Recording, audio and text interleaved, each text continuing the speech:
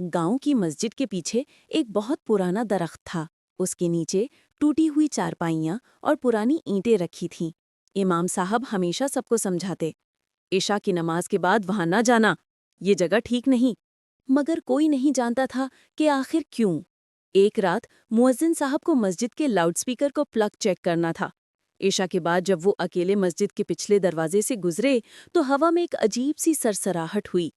اچانک درخت کے پاس سے اذان کی آواز آنے لگی، اللہ اکبر اللہ اکبر۔ مؤذن صاحب کے قدم جیسے زمین سے جڑ گئے۔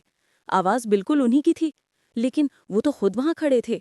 انہوں نے فوراً آیت الکرسی اور سورۃ الفلق والناس پڑھی اور تیزی سے مسجد کے اندر بھاگ گئے۔ صبح جب امام صاحب کے ساتھ واپس گئے تو درخت کے نیچے جلی ہوئی ایک ٹوپی اور تسبیح پڑی تھی۔ امام صاحب نے آہ بھری، یہ جنات کی جگہ تھی جو اب جل کر ختم ہو گئی۔ یاد رکھو، رات کے وقت دعا کے بغیر باہر نہ نکلا کرو۔ اس دن کے بعد کسی نے بھی عشاء کے بعد مسجد کے پیچھے نہیں جانا چاہا۔